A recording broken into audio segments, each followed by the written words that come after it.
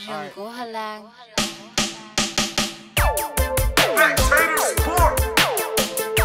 Thanks for tuning in to Spectator Sports. Your boy Ronnie Lott, the sports jock. I got talent in the building with me. Say something, talent. It's your boy Talent. I'm in the building, a.k.a. I don't mess with the devil, a.k.a. Country Black got shot in the face. Hello. Okay, folks, don't listen to this fool. AKA it's the young Warren Buffett. Do anything for that money. Hey, I don't worship the devil, but hey, what other people do with their business, that's their problem. Folks, we also got a special guest in the building. We got the unflappable, unconquerable, one of the fantasy champions from one of my fantasy leagues. We got double A-Ron in the building. This kid knows his sports. What's up, A-Ron?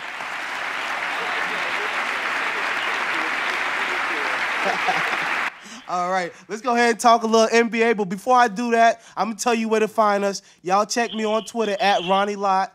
Check us at Spectator Sport, the #1, at FUK Josh. You got my teammate over there.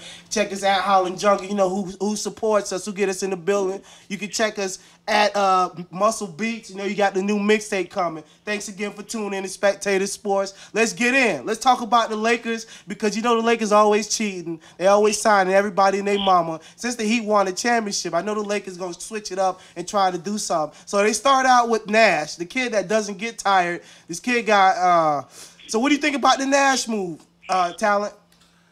I mean, I've been taking a look at that trade of late, and me and Raheem, Radio Raheem, people you know him, I don't really like the trade. You give a 37-year-old man all that money, you give away future picks, and this guy can't guard Westbrook or Tony Parker, so you're going to have the same problems on defense, you know, when you face these teams, which obviously, you know, San Antonio and OKC are going to be the favorites to win, you know, the West next year. So, I guess you make your point guard position better, but I don't know if it's going to work out in the long run because you still can't beat either one of those two teams. What do you think about that, A-Ron?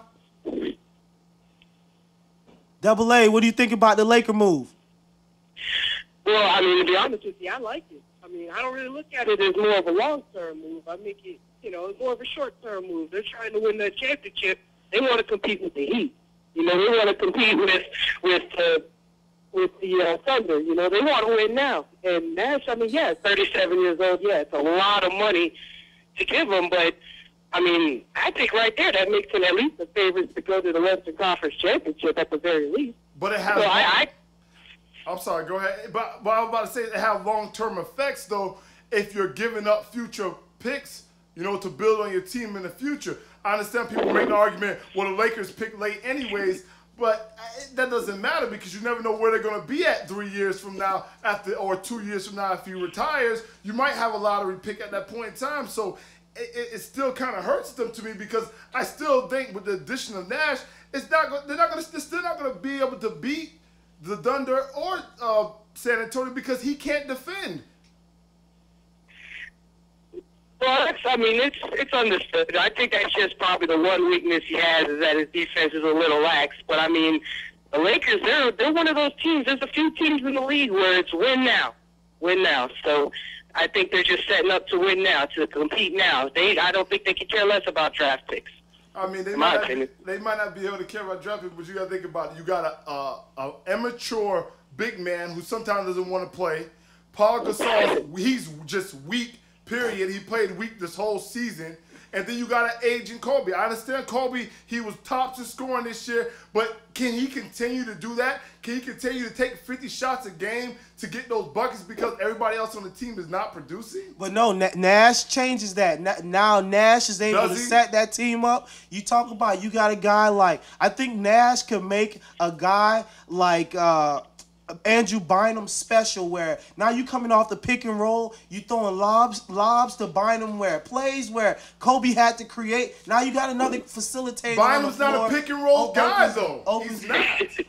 Bynum's not a pick and roll guy. He's not that guy. He's a low post dude. You throw a ball in the low post and you let him do his thing. He's not coming up off on high screens, rolling down to the basket. He doesn't have the athleticism. He's not Dwight Howard.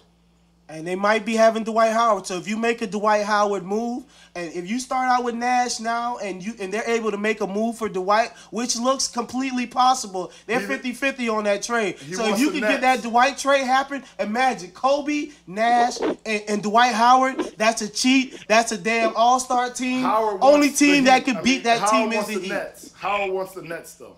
He doesn't want the LA. He's not going to sign that deal. He already said it. He said the only team he wants to be traded to is the Nets. I think those type of things can definitely change. How do you think Dwight Howard's impact or signing with that team, how does that make the Nash trade look, Aaron? Well, I mean, any team, even if Dwight Howard decides he doesn't want to go to the Lakers, he goes to another team or anything. He could go to, Brooklyn or anything like that. But any team he goes, he's going to make a large impact. He's going to control the middle. He's going to do that. But on the Lakers with Nash, I don't know. I still think the Thunder are slightly favored because I still think they'll be able to score. I still think they'll be able to put up those points. But with Dwight Howard, like I said, I definitely think Western Conference at the very least. And then, we'll see how it goes there. But at the very least, it definitely puts them in one of those top 3 upper echelon teams in the West. I definitely think it works for them. Let's talk about another team making moves. The team that Nash was actually traded from, the Phoenix Suns, who recently signed Eric Gordon, which I think was definitely a nice signing, a really good young shooting guard. And they also signed Michael Beasley. So how do you feel the impacts of those moves help that Suns team with Nash departing? And I think they sign Dragic again, the point guard? Gordon. No, he got traded to the Rockets. Okay, traded to the Rockets. What do you think about that move, Tal? He got re-signed with the Suns. You're right. Yeah. Well, no, the Suns that's great. Yeah, they re-signed the point guard. They get. I mean, if he doesn't stay with the Hornets, they will get Eric Gordon, and Michael Beasley can play in the NBA. I mean, he can average you 15. I think he can average you at least 20 points a game. To be honest with you, I just think he needs to get the opportunity. So I think at least they're at the 8th seed in the West right now. I mean, they're making good moves. They're making good trades. The Phoenix Sun fans talking about, we don't want Nash to go. No, get the old man out of here. I mean, you have to rebuild for the future. And the young point guard, Grogridge, whatever his name is, he's a good young point guard. Definitely. He can score. He can pass it. He can facilitate. He does, and with Gordon being able to score and Beasley, he's a scorer as well, I think they can be an 8th seed. What do you think about that, Double A? Well, I mean, like you said, Eric Gordon, it's a long-term move. I think as you said, he can pass, he can facilitate the game, he can score a little bit. That's good, but that's pretty much what Steve Nash was doing. I mean, that was Steve Nash's job. So I think the Eric Gordon pickup, it helps, but that team is rebuilding. Not just for losing Nash, but with all those draft picks they had in this year's draft, they're rebuilding. So even with Eric Gordon, I really do think they're still going to struggle. But, maybe in a year or two, who knows? But I think even with Eric Gordon, with the picks that they got and the moves that they made, they'll probably still make some more. I still think they got a little bit more work to do, but it's a good start. They're going after Aaron Brooks, too, the point guard from the Rockets. So, like I said, they're not waiting for the future. These moves are for now. So that's what I'm saying. That's why I see them as being an AC. You signing Beasley, a seasoned veteran that's in the NBA right now. Gordon is a top good all-star in the game if he just can stay healthy. The Grogwich kid, he can play. And you put Aaron Brooks on that team, I can see them easily making the AC. Folks, thanks again for tuning in to Spectator Sport. Let me lighten the mood up a little bit. Talent, could you say the Suns point guard name one more time? I don't know how to pronounce Grogridge. I don't know how to pronounce that dude's name. Sorry, folks. I had to do that to him. I know Flies got problems with linguistics, so I had to do it to him. Let's go ahead and move on to the next move. Let's talk about New Jersey Nets. I mean, I've been in conversations with a lot of my buddies throughout the week, and surprisingly, the New Jersey Nets is coming up in conversation a lot. They've been in the news. You talk about possibly landing Dwight Howard, and you talk about that team signing Joe Johnson. Then you sign Wallace from Portland. Then you also get Darren Williams to re-sign with you. So you talk about that looking like a real strong team to still have. Did they get rid of Chris Humphries? No, they're still there. Having Lopez is still there. You still got Lopez. You got Humphries, and don't they have a young power forward that's fairly good? No, I just know those two. Okay, what do you think about those moves, Double A?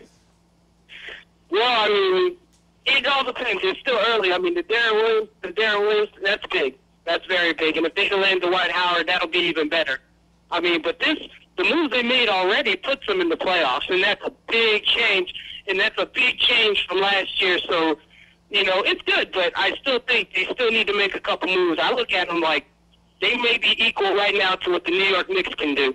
But that can all change with Dwight Howard. It can change with one move. So far, so good. But like I said, still got to make some moves, and they're still, you know, if they make those right moves, they could be in contention this year. But if they stay where they're at now, you know, it's good, especially with the opening of the new arena and moving to Brooklyn. You know, it's good. So they got a couple faces, they got a couple people they can fill some seats, but you know, they still got to do a couple things. But they're heading in the right direction as well.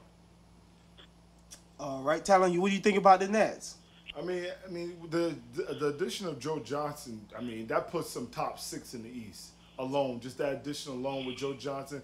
You know, Brook Lopez is the beast down low. You know, a lot of people probably don't really know who Brook Lopez is because he hasn't had that name in the NBA right now. But with Gerald Wallace and Humphreys coming off the bench, he's double guy, and just Darren Williams alone, I think that's the top 6 team right now with that signing, you know, getting him to come back. And Joe Johnson is a top scorer in the league too.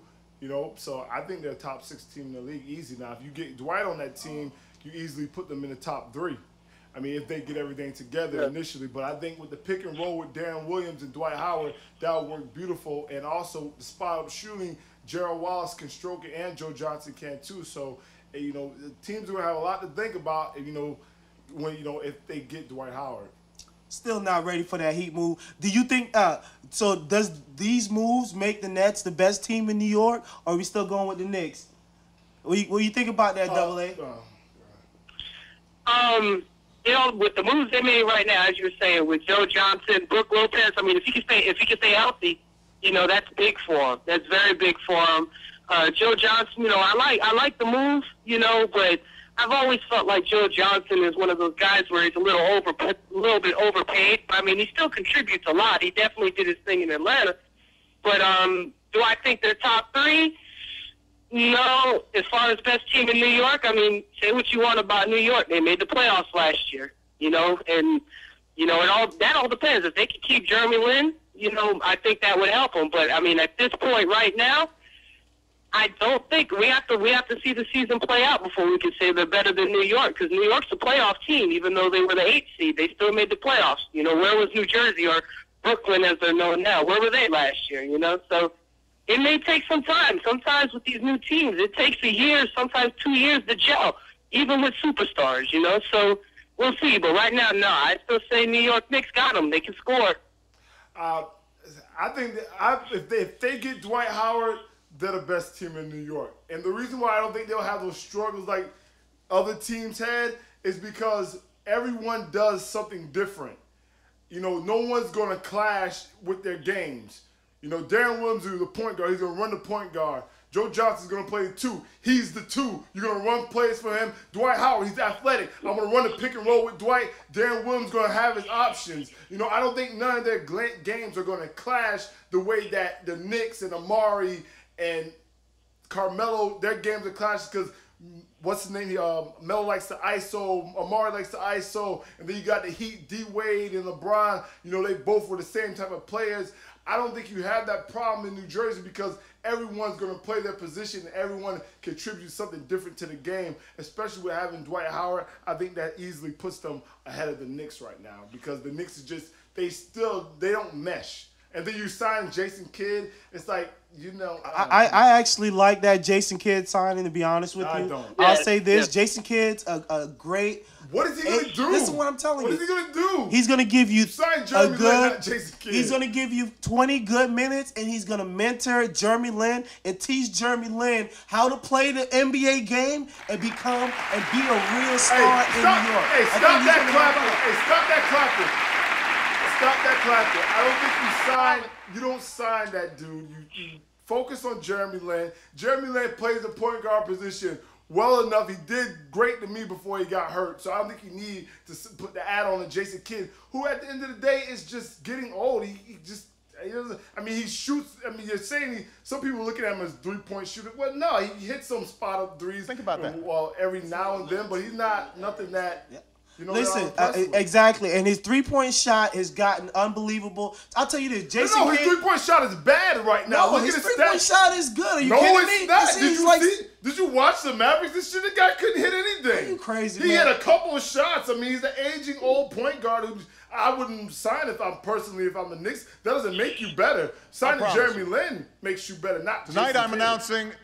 I'll say this. Also, I think Jason Kidd helps Maury and Melo get the ball in the spots they want and help that offense become more efficient. And guys, like I say, a year with Jason Kidd on that team, helping Jeremy Lin do his thing, and with that team set up right, I think the Knicks is a top. I'll say top four team in the East. They probably the 4th team in the East behind Chicago. You gotta understand, these guys are liabilities on defense when you're that age too. You gotta understand, these guys are very big liabilities when they're in the game because they're not gonna defend anybody. All right, let's go ahead to the next move. What do you think about the sign of Ray Allen, AA?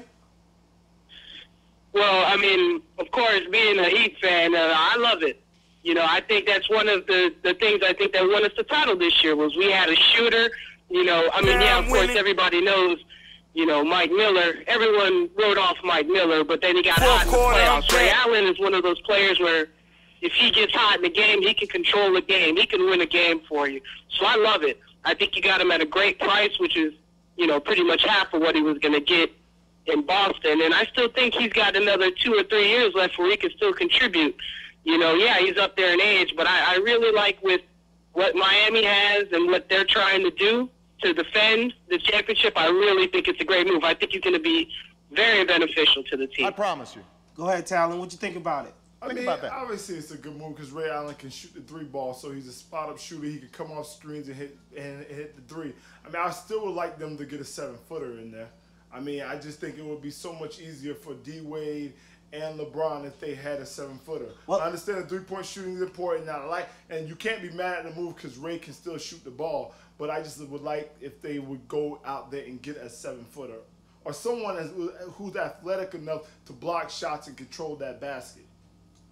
Folks, thanks again for tuning in to Spectator Sport. It's your boy Ronnie Lott, the Sports Jock. Before I go on, let me tell you where to find us. You can check us on Twitter at Spectator Sport, the #1, at FUK Josh, at Holland Jungle, at Ronnie Lott. And you can check us on Facebook. Please like our Facebook page, Spectator Sport Facebook page. Go ahead and like that. Facebook.com/Spectator Sport. Let's go ahead and continue on with this debate. I'll say the most interesting thing in this whole Ray Allen signing is the fact that he would go to his team's arch nemesis for half the price. Is that a slap in the face at Boston? It's about championships. What do you mean it's about championships? That's what it's about. So it's about championships. Hold on. Now, so what happened to all that? They Boston saying Jason Terry too. They signed Jason Terry. What happened to all Boston talking about all they needed was Avery Bradley, and they feel they could have easily beaten the Heat? So if Boston really felt that way, why is Ray Allen going to the Heat for half the price that you're willing to give him? What do you think about that, AA? Well, I mean, I think Ray Allen's made plenty of money, so I don't think it's about the money. I really don't. I think it's, as you said, it's about chasing championships. And who better to get a championship with the current champions, you know? I mean, the Celtics, they're getting old. Garnett's a year older. Paul Pierce is a year older. Yeah, Avery Bradley, great player, but he's only had one good year. You know, Ray Allen, he needs to go somewhere where not only he knows he's going to get the minutes, you know, but he's also going to be a big part. So, I mean, like I said, I don't think it has anything to do with money. I think he just wants to add a couple more rings. And you know, if you want to get a ring right now, you go to Miami, and you have the best shot at getting it. Definitely. I definitely agree with that. Let's go ahead and talk about another good move from a young team, up-and-coming team. Talon, what do you think about some of the moves that were made by the Timberwolves? Minnesota Timberwolves made some great additions. What do you think about the moves by the Timberwolves, Talon? Who they make? I don't know what moves the Timberwolves made. Yeah, me neither. I'm not sure. You know what I'm saying? You must got the wrong team there. The Timberwolves didn't make any big moves.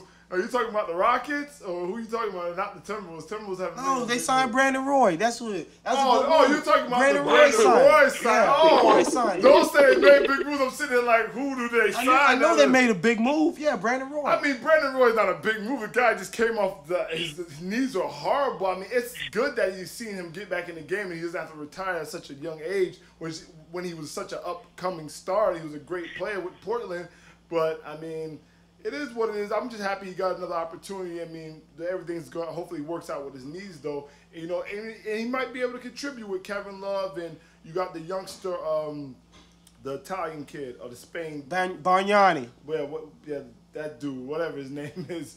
But I think Brandon Roy, if he comes back to, somewhat type of form, he'll be good. No, you're talking about the point guard. You got the young point guard. Ricky Rubio. Rubio. I apologize. Rubio. I mean, him and Rubio paired up. I mean, if Roy can return back to some type of form, and I think it'll be a good move for the Timberwolves. What do you think about Lynn signing with the Rockets, AA? Who was that who signed with the Rockets again? Jeremy Lin possibly signing with the Rockets. Yeah, well, he signed the offer sheet. I kind of think that's kind of just like a ploy to get his contract, get a bigger contract from the Knicks, But Jeremy Lin, we all saw last year with that Linsanity and everything going on. I mean, he came out of nowhere. I mean, people forget that this guy was cut by the Rockets. And he's going to take a contract from the same team that wouldn't give him the time of day last year. I don't think so. I think he signed the offer sheet, and I'm pretty sure the Knicks are going to match it, and he's going to go back to the Knicks because I think that's where he wants to be. I think with the media in New York, I think it can only benefit him. His star cannot be as big in Houston as it is in New York. So, I think it was good for Houston to offer it because they're definitely rebuilding.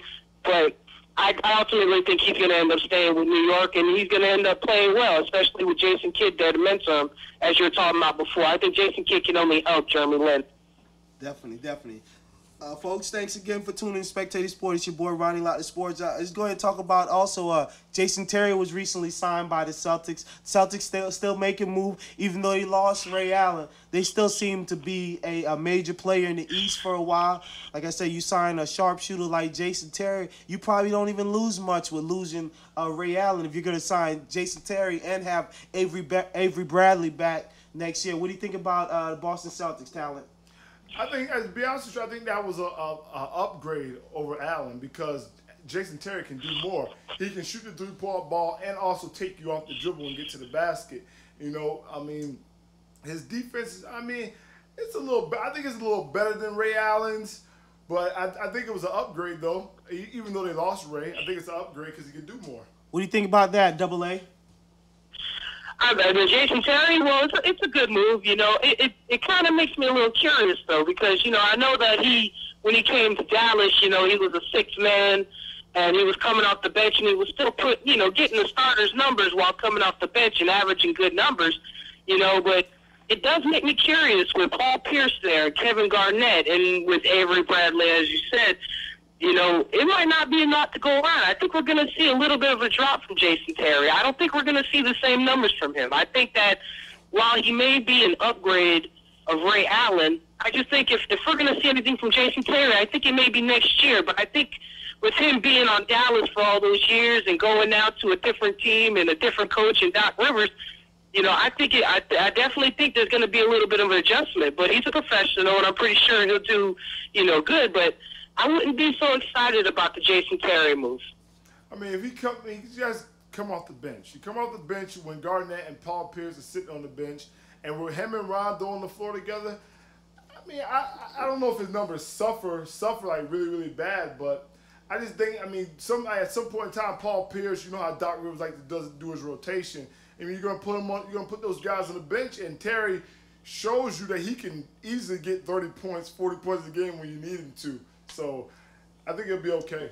I'd say this, the reason that signing was made because they understand what Terry did to LeBron in last year's finals, and Boston's trying to steal some of that magic. They need a LeBron stopper. They need someone to take LeBron's heart again. So I think that was the reason for the move. I don't agree with it. I'm all about the king. Respect LeBron. He brought us our champion. He is a champion. Tonight but I'm Boston, announcing. We see y'all working. You're Now joking. I'm winning. You're joking, right? Now I'm winning. Now I'm Hey, winning. man. Now I'm You winning. just called Jason Terry a LeBron stopper. Not on defense. Remember, he bust LeBron's, I hate to say it, ass in the finals. LeBron couldn't guard him. He was hitting three after three. Him and Barea. Him and Barea. A 6'3" little piece of you know what is going to be a LeBron stopper. Be for real. I'm not saying on defense for him to guard LeBron. I'm saying that when Which he did in the finals. he did, but remember LeBron was guarding him JJ and he was Barea eating guarded LeBron. LeBron. He was taking him to the basket. He was shooting threes. LeBron was on skates against his kid. LeBron, I'm telling you. hey, that doesn't make him a LeBron killer. Get out of here. The kid was on skates. Okay, if you want to say he was a LeBron killer, you go ahead and take Hey, that. But I don't Doc even Rivers worry know about what he's that. doing, man. I'm never gonna doubt Doc Rivers. This guy's gonna coach him up, so he know the LeBron killer. So hey, man, it is what it is. Okay.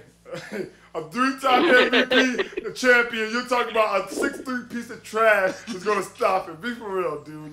The views expressed by this jerk over here are not the views of Spectator That Sport, is the and we views of apologize Spectator to Sport. Jason Terry. Jason Terry, you're in the scrub, but compared to LeBron, you're a piece of trash. You're a piece of garbage. He's 6'8", 260. He's a man. Let's move along. Now, we're just kidding, Jason Terry. He's a great guy. I like Jason Terry. He's a good player. Double A Ron, man, thanks for being in the building. Folks, expect a lot more Double A Ron. This kid knows his sports. We're going to have him on every week. The kid knows what he's talking about. We'll have him on a lot more. Thanks again for tuning in, Double A Ron. We'll get up with you a little bit later. Hey, I appreciate the opportunity. Thank you so much. Thank you. All right, later. Folks, thanks again for tuning in Spectator Sports. Your boy Ronnie Lott, the Sports Jock. Let me get a little beef, man. I'm feeling kind of beefy. I heard 40 Clock almost got knocked out. I want to hear some beef, man. Let me get that intro. We here. You know what beef is? We here. Tell me something, man. I hear your boy 40 Clock talking junk in LA. Circling Birdman in the whip, circling. I guess it was Slim, Wayne.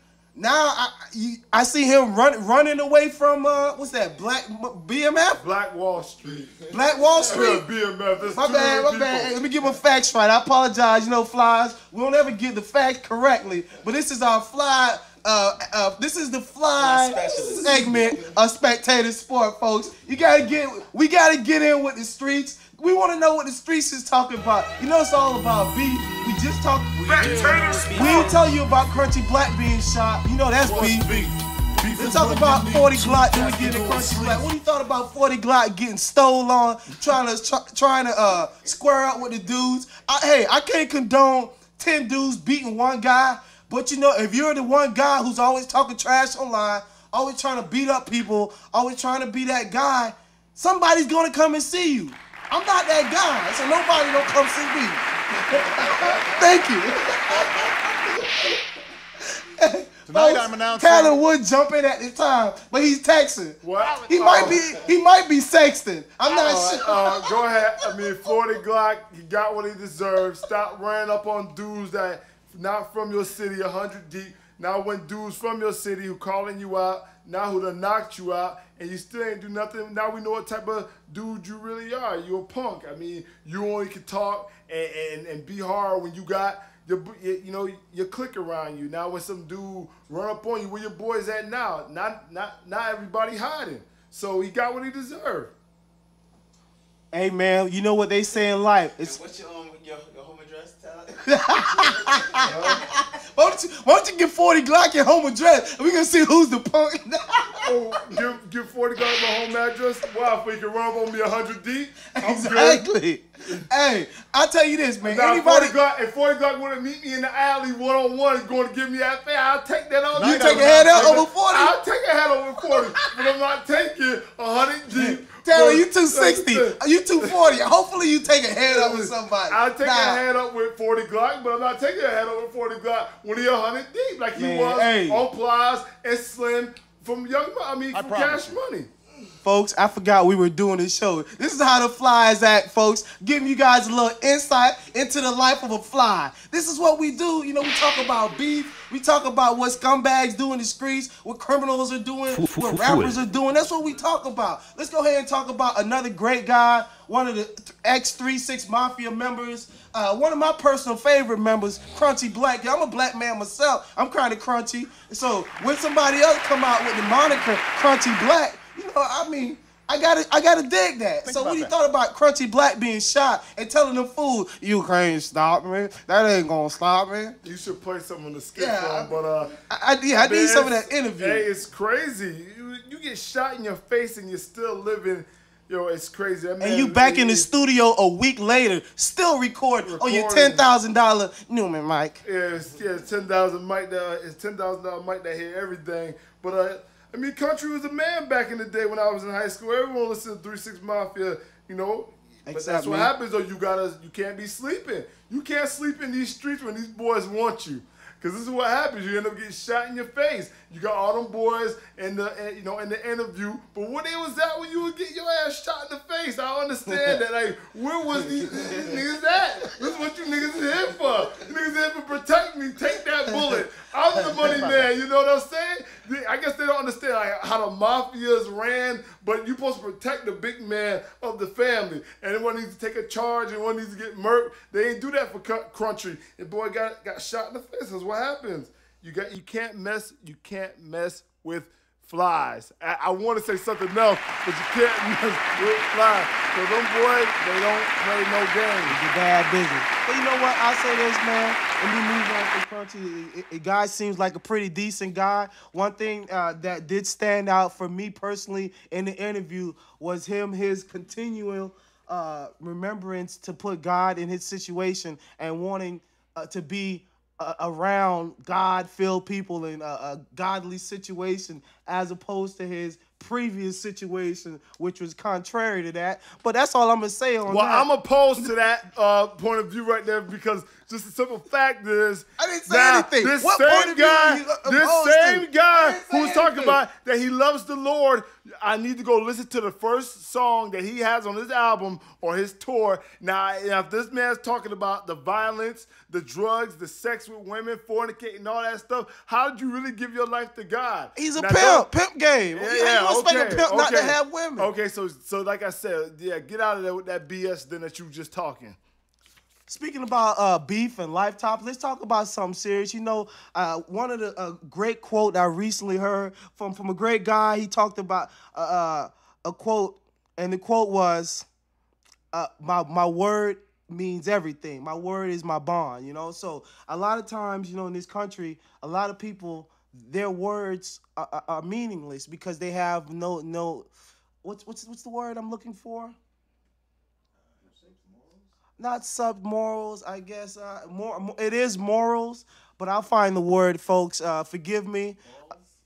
Not balls. Not so much balls. It's, I'll get it. But, you know, some people, they just don't have that etiquette. You know, they don't have morals. Wow, talent. You are sexting. Can you cut it out? This is a show. We're doing a show, and you're looking at it. Hey, that go hard as hell right there. I ain't gonna lie to you right now. Folks, I need to get some freaks for this right here. Talent is currently on World Star while we're doing the show. These are two hoes right now. I just let you know that too.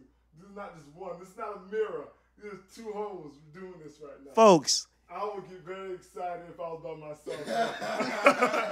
This dude's out of control. Folks, we're going to have to cut this show short. The talent has to go and handle his business. Let's give him an intermission so he can come back fully rejuvenated. Good. Take a little weight off. Go ahead. My bad. I didn't even do all that. I didn't know it was going to get that serious with the video just now. Thank you, Talent, for ruining my segment. Let's go ahead and talk about recently there were a adulterous woman that was killed by, I guess, some Afghan men. It was she took 5 shots, and what they did, they toasted cheers after her. Yeah, they celebrated basically while she was getting shot. Basically, 150 men gathered around, watched her get murked because she committed adultery against her husband. And this is what happens to these women. And I mean, it's kind of hard for me because I'm not like an evil person. So it's kind of hard for me just to say, I condone her being killed because I know it's extreme, but they did say Allah told them to do it. But it's the fact that it's just the simple fact that I can understand. Like, I can understand why she got murked. Do I condone it? No, I can't condone it because my heart is pure. So I can't condone her being murdered. But at the same time, these are the consequences you must suffer because you can't just, you get married to somebody and you go in front of the Lord and you take those vows and then you're out cheating on your husband.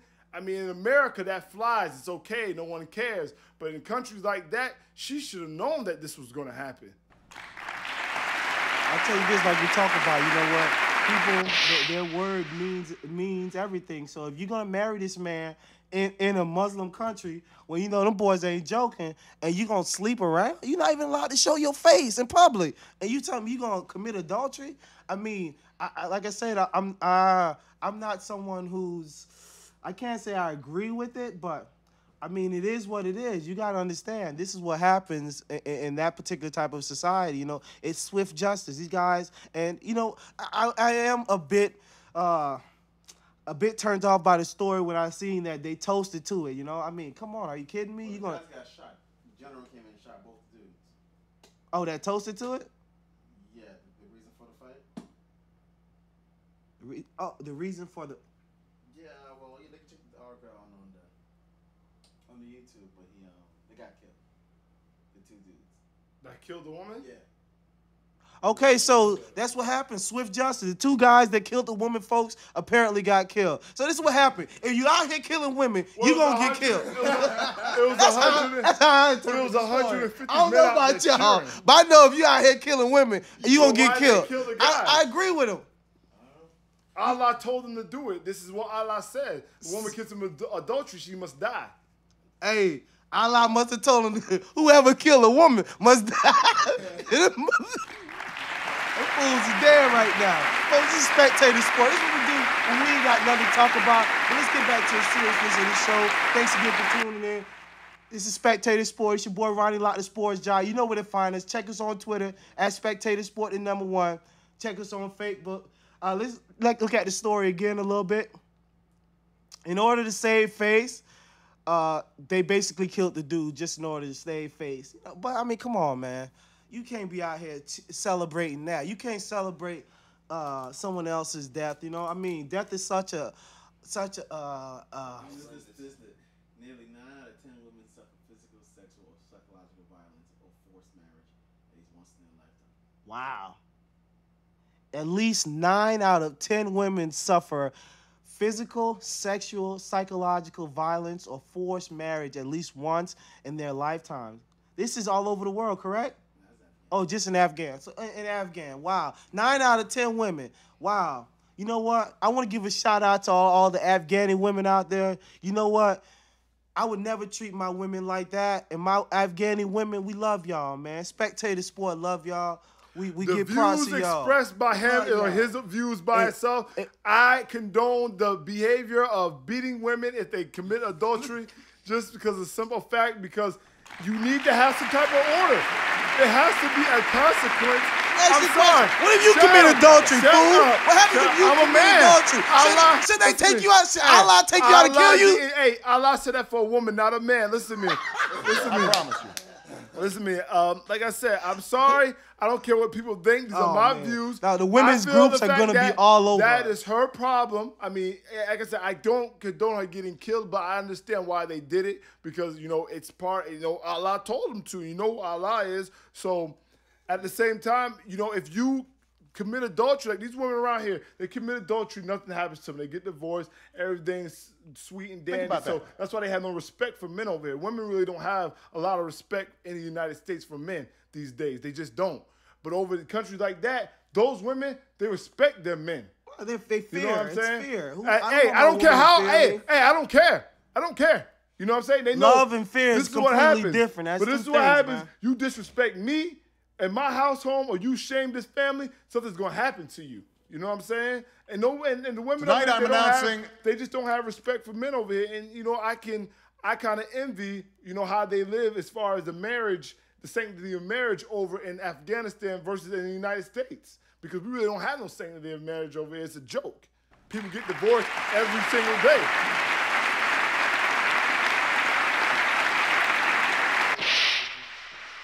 So, yeah, Talon, so if that was your wife, what do you have done? If your wife was caught committing adultery, folks, if this happens in the future, please destroy the tapes. I'm going to beat her. I'd incriminate herself. I'm going to beat her, and after I beat her, she's going to get divorced. That's what's going to happen. Plain as simple. She's going to get beat, and I don't condone hitting women for no reason, but if your wife cheats on you, let me start an example. Like the movie Crazy Stupid Love. I don't know if you gentlemen have ever seen it, but the movie Crazy Stupid Love, Steve Carell's sitting at the dinner with his wife, and his wife tells him, I slept with another man. And that situation there, if he just comes across the table and just smacks her, and I was in the restaurant and I heard it, I would just be like, hey, that ain't nobody business. Everyone mind their business. She just told this man some So both of y'all would have been going to jail. Hey, that's it. Hey, I condone that. You can't just cheat on your husband and there's no consequence to that. So should there be a Nothing consequence at all. for the man? No, that's Why not. not? What you talking Get about? out of here, man. It It's isn't a no double consequence. standard. It's a does double not standard. work that way. It's exactly. It does not 'Cause back work that way. what Life was doesn't it, work that way. What was the king's name? King Pharaoh or whatever, the dudes back in the day. Hold on, folks. Folks, I apologize. Did this fool just say King Pharaoh? Come on, Talon. I don't know. The dudes back in the day. Come on, Talon. You can't say King Pharaoh. King Pharaoh, I know them boys. But they used to have 100 wives and stuff. That's celebrated. Men, we have that right. We have that privilege. This is how it's always been. Since the Stone Age. You know, back in the day, cavemen used to go out and they see a woman, that's mine. I knock you over there, I drag you back to the cave. That's how we live. Smash and be... That's it. But that's what I'm saying. That's why the women, it's different for women, though. It's just, that's what it is. I don't make these rules. These rules were set in place a long time ago before I was even, you know what I'm saying?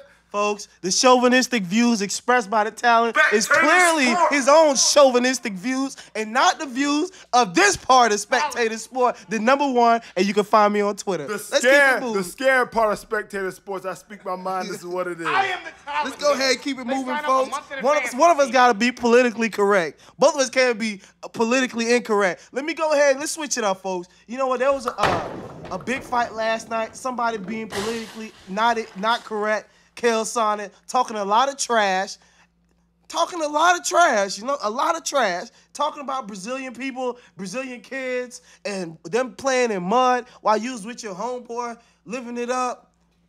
Then you get in the ring, second round knockout. Let's go ahead and get our UFC expert, one Willie Reed, on the phone. Folks, give me a minute. Let's get him on the horn. Hello, Willie. This is Ronnie Lott, the sports jock with Spectator Sport. We got our MMA, UFC analyst, Willie Reed, on the horn. Tell us a little bit about what you thought about that Chael Sonnen ass whooping last night he took from the greatest fighter in all time UFC history, Anderson Silva. How you felt about that fight? Well, like I was telling everybody, I was sitting here jumping on the white boy's jock. The same thing was going to happen to him that happened to everybody else. It looked completely different now that Anderson Silva don't got a cracked rib and he can't move, bob, weave, get out of the way of them slow-ass, goofy-ass punches the white boy was throwing. And he wound up getting his ass knocked out, round 2 TKO. Same thing that's going to happen to everybody else if they line up with the man. Willie, can we please say Caucasian, Willie? Yeah, I mean, come on, dude. You can't. Please say Caucasian, please. We understand that this is a fly program, but we are politically correct, and we refer to them as agents. So you just say he knocked the agent out. So you feel me? They can't be upset because they call us flies when we're not around. So let's keep it moving. So give me a little bit of insight into the fight. Pre-fight, I know Chael talked a lot after the first fight. He was going to do this. He's talking reckless about Brazilian kids. Give me a little bit of insight into that, man.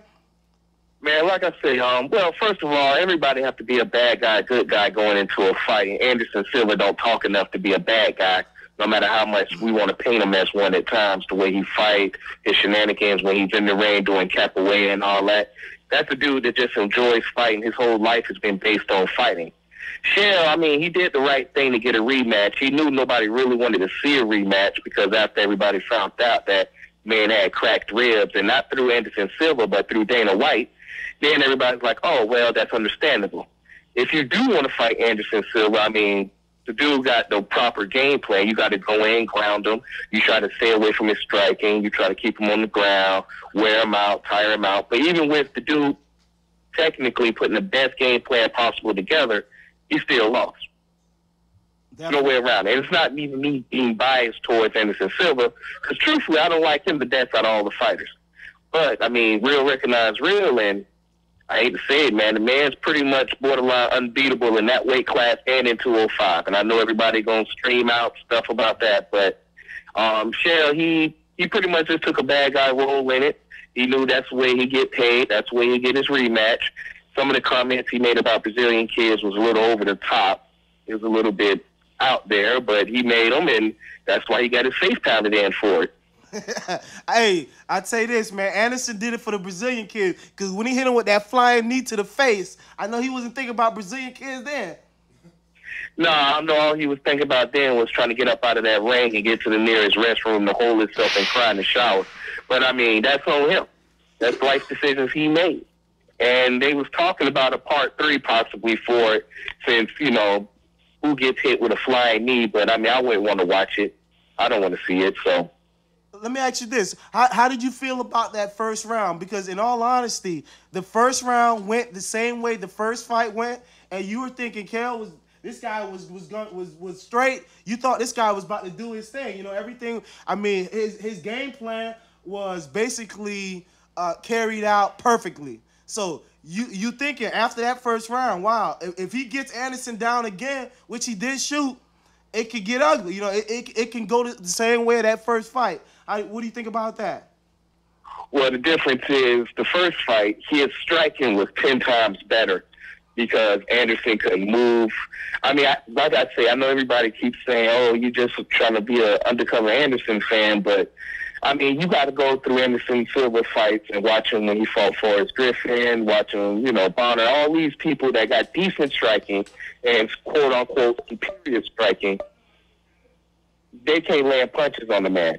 This guy comes along who's not known for his striking at all, and he's not only grounding Anderson Silva, but he's knocking him around like a pinball. I mean, people who do land punches on him, Anderson got a hell of a chin. I don't know how, but you could take a punch here and there, but never have you seen Anderson just get outstruck by somebody with a shorter reach and slightly shorter than him. That just don't go together. But this guy, I mean, he got a good game plan. I was looking at the first round. I've seen a couple punches, and I'm like, Anderson Silva's going to knock this dude out. And everybody's like, what do you mean? And it wasn't nothing that the dude was doing different. He was doing his game plan. But Anderson Silva on the opposite end was now you could see he was more fluent in his movements. He could move around better. He wasn't looking flustered like the first time, like, okay, I'll let you do whatever you want or whatsoever. His movements just, it looked like a different Anderson Silva. Even with the, I mean, what do y'all tell me to call them? Asian? I mean, what am I allowed to call them? Agents. I don't know. Like an insurance agent? Like an insurance agent? I'm going to say bum. The bum. Even though the bum was looking just like the first fight, Anderson Silva wasn't looking like the first Anderson Silva in that fight. So what do you think the future holds for Anderson Silva moving forward? I mean, you talk about, I don't think there's any real fights out there that anybody to really test him. What do you think the future holds? Man, what the man should do, if he walk around at 240, I know he's a little advanced in age, but he should just go up to 205 and square off with John Jones. How do you think that fight will work out? I mean, that'll be a hell of a fight. Jones been showing a lot. You think Silva could take care of Jones? I think Rashad, out of all people, kind of showed that Jones could be fought with because John Jones didn't look as exciting, and everybody's trying to say it's because, you know, they know each other. I think to that it's a certain degree correct, but at the end of the day, John Jones doesn't have your basic jab, straight, hook. If you ever watch John Jones fight, because he hasn't had many fights, he can't throw a normal combination of normal punches. Everything he does is unorthodox. And I think that in itself is the only reason Anderson Silva could get in the ring. Now, don't get me wrong. If John Jones catch Anderson Silva with a reverse spinning backhand or reverse spinning back elbow to the top of Anderson's head, of course, Anderson's going to sleep. But I think Anderson would take him a lot more serious than he take everybody else. And prepare himself for the unorthodox nature of John Jones, and there have to be a straight fight. It have to be an honest-to-goodness fight. It can't be none of that craziness. And I think Rashad Evans showed that in the last fight. John Jones, if you take that spectacular stuff away, and if you have some of the physical gifts like height, reach, stuff like that, you can at least compete with the man. Rashad, he was outmatched. He was too short. He's 5'10". Although he has a spectacular reach, your reach kind of swapped out because you're punching upwards and your reach gets taken away a little bit. So I think that was just a mismatch. And even with that, Rashad Evans proved to the world he's no bum. He went in there with, quote unquote, the best fighter on the planet, and the man at times couldn't do nothing. It was just a boring stalemate of a fight. So I definitely agree with you on that. And last and final question: is there any fight other than that particular fight? Well, before I go there, let's say this: what are the chances you think of that fight actually happening? Do you think Dana White would allow it to go that way? And how do you feel about Dana White overall? I know a lot of people has said it previous that Dana White was good for the sport because he did what boxing isn't able to do. He made the people who needed to fight. But now it's almost like where now a lot of people are looking at Dana more of like he's a dictator and it's a dictatorship, something like the NFL. So how do you feel about Dana, and what do you think the chances are of that fight happening? I think you hit the nail right on the head. I mean, in the beginning of the sport, he did what he knew boxing wouldn't do. I mean, you take Manny Pacquiao and Floyd Mayweather. Everybody been wanting to see this just one fight for about 5 years now. Nobody could watch the fight. Well, Dana, you want to see Rashad Evans and Rampage fight? Guess what? That's the first fight you see. You want to see even if it's Anderson Silva and Sean again or whatsoever, Sean again, you see the fight. John Jones, Rashad Evans, you see the fight. I mean, they give you the fight time in and time out that you want to see. But now, because UFC has now become a billion-dollar industry, when you have people like, some people actually think GSP, George St. Pierre, could beat Anderson Silva. I think because he's a smaller man, he can't. But that fight should happen. It won't. Because if GSP loses, that takes away from his money value. That takes away from, Dana White being able to say, I have this superior fighter in the fight game or whatsoever, and people are less likely inclined to want to watch a GSP fight. Now, if you go to watch a GSP fight, he stands out just like boxing. I mean, you go to any of your little sports bars, the sports bars are packed on UFC nights when you're like, whoa, when have UFC become this big? I mean, and John Jones, Anderson Silva, that won't happen. Anderson Silva is about 38, 39 years old.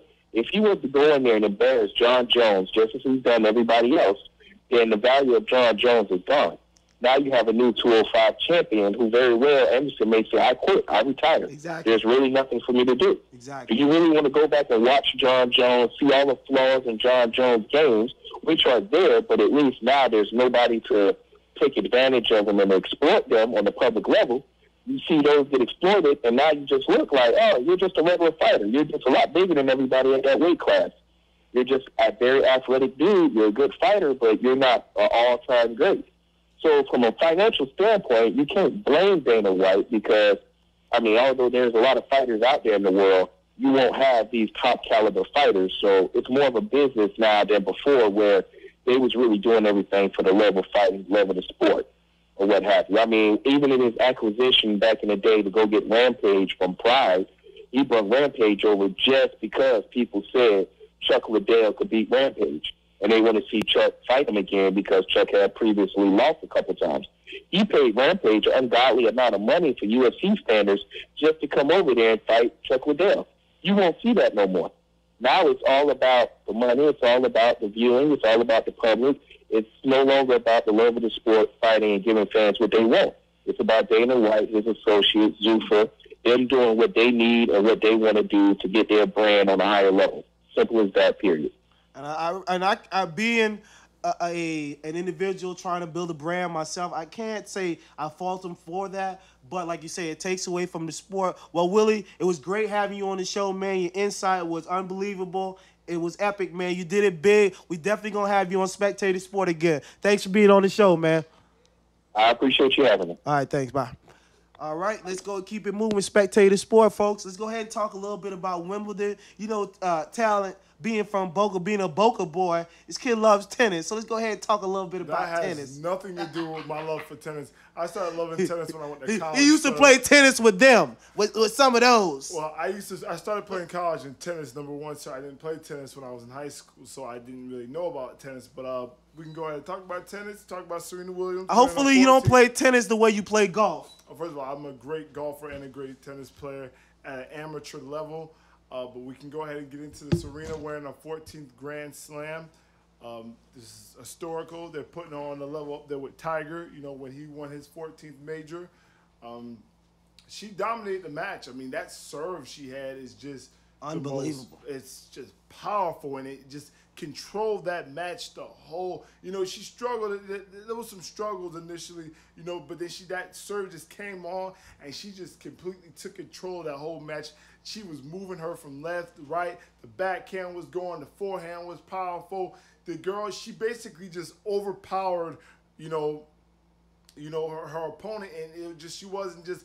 It really, like, when you watched the match, it just seemed like it was like Serena was in control the whole time. You didn't even feel like she was ever in danger of losing that match once her serve, and she was getting those first serves in. It was over, basically. She was just too powerful for that girl, and she was being moved from left to right, short from long. It was just, she just could never be on the offensive. You know, she was continuously on the defensive, you know, when she was playing Serena, and you can't win a tennis match like that. Definitely, I definitely agree with you. Serena was definitely another epic win for her. It was a few years since her last Wimbledon win, but like I said, man, this is her 5th victory at Wimbledon. Serena, her game is unbelievable. When she's serving like that, she's nearly unbeatable. No one in the game can touch her when she's on her game. It's always been an issue of whether or not Serena is there, or if she's healthy, or if there isn't any other issues going on. But if she's on her game, she's untouchable. Let's talk a little bit about the men's match. In the finals, you had Federer versus, who was Andy that? Murray. Andy Murray, the British champ, trying to become the first British champ, but he wasn't able to do it. Federer wins his 7th Wimbledon title. I was really excited to see Federer get his win, to be honest with you. I'm a big Federer fan. I just like what he stands for. He seems like just like a gentleman. You know, I'm a gentleman myself. I like people that carry themselves as gentlemen, not like 40 Glock or anything, you know, but spectator sport. Let's keep it moving.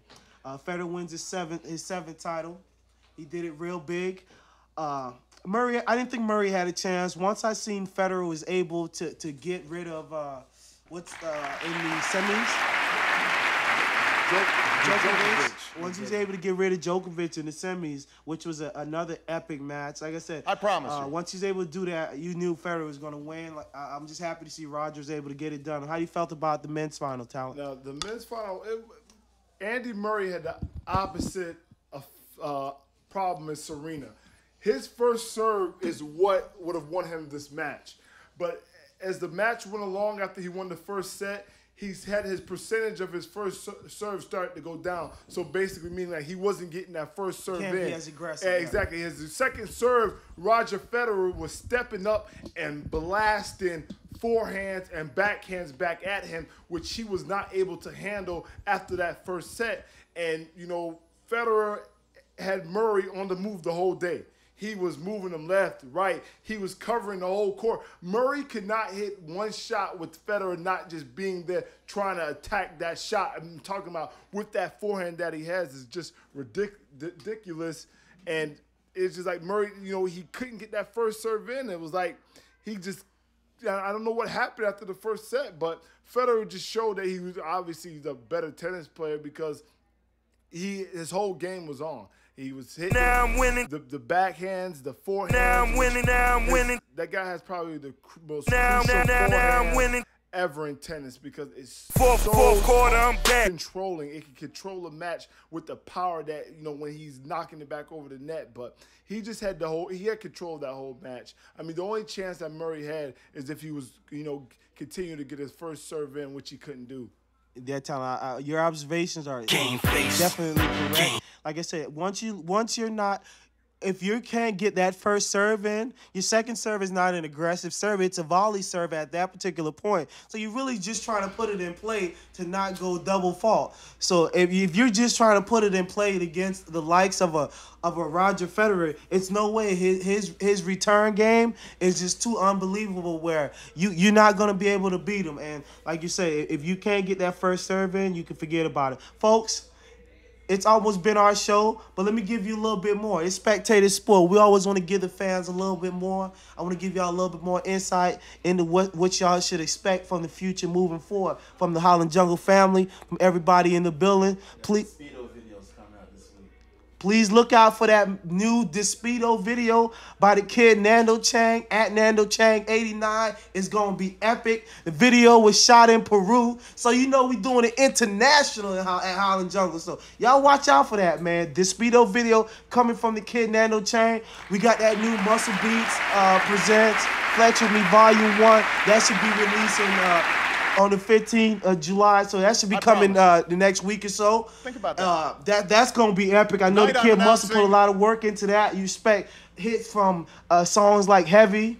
You got your boy Soldier's gonna be on there. TSU made the mixtape, so that's definitely gonna be epic. Look out for that. We got something special working with this kid Tone Bone. Y'all folks, look out for this kid at Wicked Valley. At Wicked Valley, I'm telling you, folks. I know the name is a little funny, but listen to what I'm telling you. This kid is destined for greatness. Also, I got some other heat right next to me. Look out for the kid MGT, because I'm telling you, Beats is crazy. I know y'all heard him on that track. Work, forget it, kids, forget it. Look out for my boy MGT. You know we always got talent in the building. He just got money. I don't know how, but this kid always working. So let's keep it moving. Spectator Sport. Well, you put my personal affairs on. Check us on YouTube. Check us on Facebook. Please like our page. Donate some money to us. Do something. Donate some fans. Like our show. We like y'all. And if you 40 Glock or somebody, don't be mad at us. Like our show. Peace.